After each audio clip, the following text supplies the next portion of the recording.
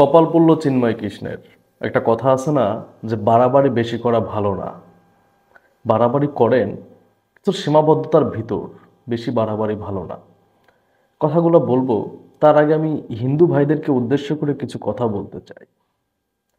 আচ্ছা, আমাদের 1971-এর সব থেকে বড় অর্জন কি বলেন তো? বলতে পারবেন? আমাদের 1971-এর সব থেকে বড় অর্জন হচ্ছে আমরা একটা ভূখণ্ড পাইছি আর একটা পতাকা। ভূখণ্ড দেখে কিন্তু আপনাকে চিনবে না। যখন আপনি পৃথিবীর বিভিন্ন দেশে যাবেন, আপনার পতাকা দেখাইলে কিন্তু মানুষ চেনে যে এটা বাংলাদেশ। অথবা আপনি যে কোনো জায়গায় যাবেন, কোনো সেমিনারে যাবেন, দেখবেন বাংলাদেশের পতাকা ওড়ায়। পতাকার মাধ্যমে কিন্তু চেনে যে এটা বাংলাদেশের পতাকা। তো স্বাধীনতার সব থেকে বড় অর্জন আমি মনে করি, আমি না, সবাই মনে করে, আমাদের একটা লাল সবুজের পতাকা। আচ্ছা, গেরুয়া পতাকা কি এমন পতাকা? আজকে চিন্ময় কৃষ্ণকে কেন গ্রেপ্তার করা হইল? চিন্ময় কৃষ্ণ নেতৃত্বে একটা সমাবেশে চট্টগ্রামে আমাদের জাতীয় পতাকার উপরে গেরুয়া পতাকা উড়াইছে। এটাকে আমাদের পতাকাকে অবমাননা করা হয় নাই? বলেন, এই কাজটা কি রাষ্ট্রদ্রোহিতার শামিল না? বলেন, কেউ উত্তর দিতে পারবেন? অবশ্যই চিন্ময় কৃষ্ণের নেতৃত্বে যে সমাবেশটা হয়েছে এবং সেই সমাবেশে যে আমাদের জাতীয় পতাকার উপরে আপনার গেরুয়া পতাকা উড়াইছে, এইটার দায়ভার চিন্ময় কৃষ্ণকেই নিতে হবে। সেই মামলাতেই চিন্ময় কৃষ্ণ গ্রেপ্তার হয়েছে।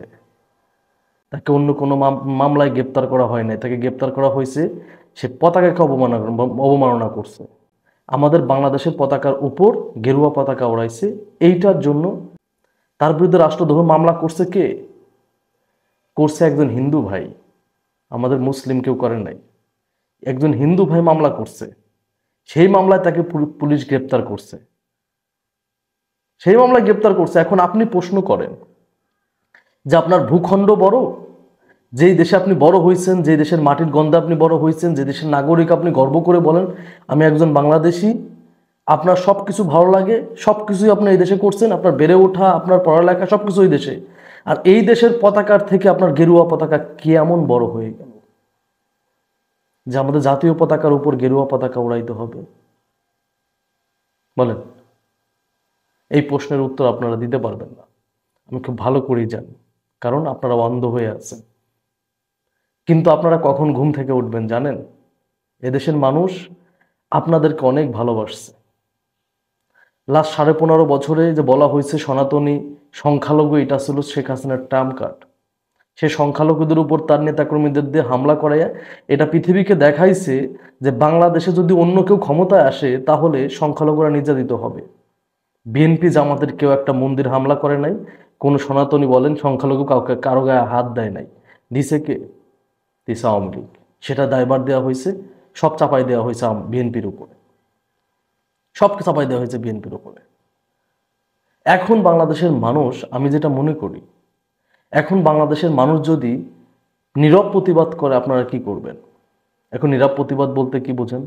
একটা বাজারে ধরুন 10 জন ব্যবসায়ী আছে। 10 জন ব্যবসায়ীর ভিতর 5 জন হিন্দু ধর্মের ব্যবসায়ী আছে, 5 জন মুসলিম ধর্মের ব্যবসায়ী আছে। এখন যদি মুসলিমরা সিদ্ধান্ত নেয় আমরা হিন্দু ধর্মের কারো দোকান থেকে কোনো পণ্য মানে কোনো প্রোডাক্ট কিনবো না, বাজার করব না, আপনি তারা জোর করে আনতে পারবেন আপনার দোকানে? এটার জন্য কি মামলা করতে পারবেন? পারবেন না। কিন্তু এই যে সব কাজ বর্তমান ইসকন করতেছে ইন্ধন দিয়ে, এই কাজগুলোর জন্যই তো বাংলাদেশের মানুষ আপনাদেরকে বয়কট করবে। মুসলিম ধর্মে যারা আছে বয়কট করবে। কি করবেন আপনি তখন? নীরব প্রতিবাদ করে দিবে যে আমরা হিন্দুদের দোকানে যাব না, যেখানে বাংলাদেশের আমরা ওদের মন্দির পাহারা দেয়, সেখানে ওরা আমাদের মসজিদে হামলা করে।